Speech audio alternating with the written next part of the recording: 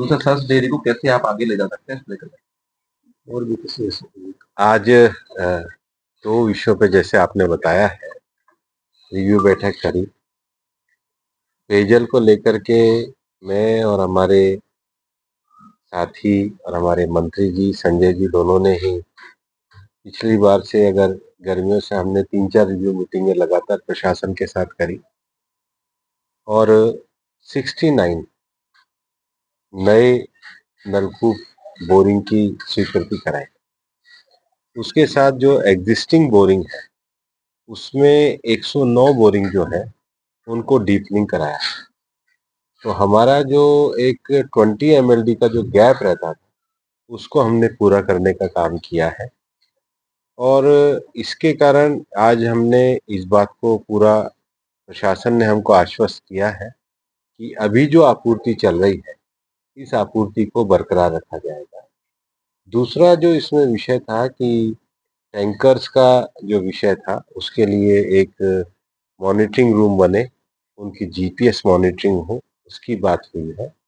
फिर जो उस समय के जो रिपेयरिंग के विषय होते हैं उसके संबंध में भी एक स्पष्ट गाइडलाइन बने। तो मैं विशेष रूप से हमारे संजय जी ने जो प्रयास किए जयपुर में बैठ करके लगातार सारे बोरिंग जो 69 सैंक्शन कराए, डीपनिंग कराए, उसके कारण आज हम लोगों को प्रशासन ने आश्वस्त किया है। और 2000 इसके साथ राजगढ़ में, गोविंदगढ़ में और लक्ष्मणगढ़ के भी जो प्रयास है उसको भी हमने करा है, क्योंकि अलवर में केवल अलवर शहर के साथ साथ हमारे राजगढ़, गोविंदगढ़, लक्ष्मणगढ़, बड़ौदा में सबको हम लोगों ने रिव्यू किया है, विशेष रूप से आने वाली गर्मी में पेयजल के संकट के विषय में। 2026 तक जो हमारे कुछ और विषय हैं, सिलीसेट से जो पाइपलाइन लाने वाला विषय है वो भी राज्य सरकार ने पास कर दिया है, SBWL ने पास कर दिया। वो होने के बाद तो हमारी क्षमता और बढ़ेगी।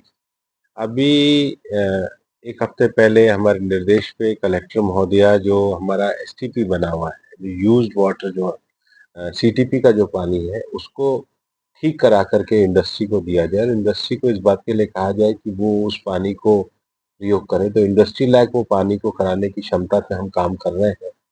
अगर गर्मियों तक हम कोशिश करेंगे, UIT से भी हम लोग बाहर से, बाद में रिको UIT उसमें इन्वॉल्व है तो उनका एक और रिव्यू करेंगे। अगर CTP का पानी वापस से इंडस्ट्री को चला जाए तो वो पानी की बचत होने से शहर के लिए हमें लाभ रहेगा।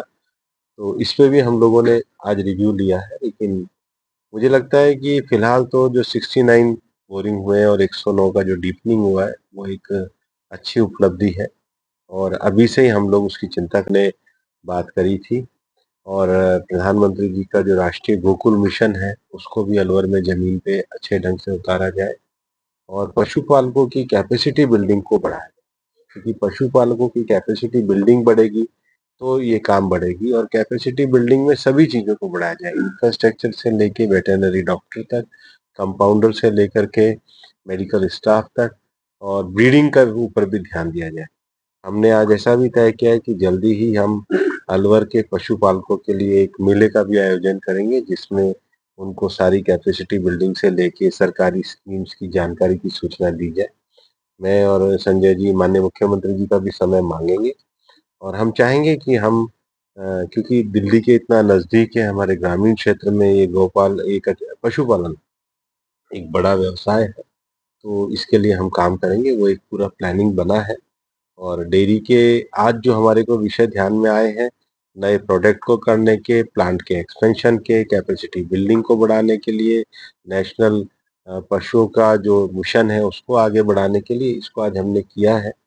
निश्चित ही नाबार्ड के भी अधिकारियों को हमने बुलाया था कि नाबार्ड से कैसे फाइनेंसिंग भी हो सकती है। फिर जो सीमेन है, अच्छा नंदी है, उसको हम कैसे यहाँ पर इंट्रोड्यूस करें ताकि पशुओं की नस्ल अच्छी रहे। टोटल जो हमारा पशुओं का स्टॉक है उसका इवोल्यूशन कैसे हो, ये सारा विषय आज हमने बड़े विस्तार के साथ चर्चा करी है। मार्च के पहले हफ्ते में हम इसकी एक छोटी टीम के साथ वापस से रिव्यू रिपोर्ट करेंगे और फिर बात करके हम एक बड़ा कार्यक्रम भी आयोजित करेंगे अलवर के डेयरी व्यवसाय को, क्योंकि अलवर तो कलाकंद के लिए भी फेमस है, हमारा तो प्रोडक्ट है। लेकिन डेयरी मजबूत होगी तो अलवर का कलाकंद भी मजबूत होगा और लोगों को रोजगार भी बढ़ेगा, उसकी हमने बजट घोषणा भी चर्चा करी है और समन्वित रूप से उनको आगे बढ़ाने का काम। मेले का सर- कब तक होगा सर? जैसे नहीं, अभी कोई प्रपोजल आया है, अभी उसको विचार करें। अच्छा, लगातार पानी की समस्या से आप उन नेताओं के नाम बताइए, हम एक्शन लेंगे।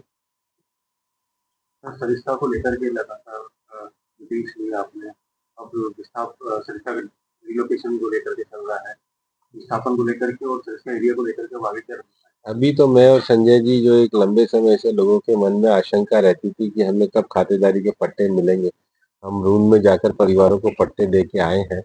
उससे काफी परिवारों ने ऐसा भी संपर्क किया, उनको एक कॉन्फिडेंस भी आया है कि सरकार पट्टे भी दे रही है, खातेदारी जमीन भी दे रही है, बल्कि उनके विद्यालय के लिए भी हम लोग घोषणा करके आए हैं। मैं खुद अपने MP लेड से पैसा दे के आया हूँ।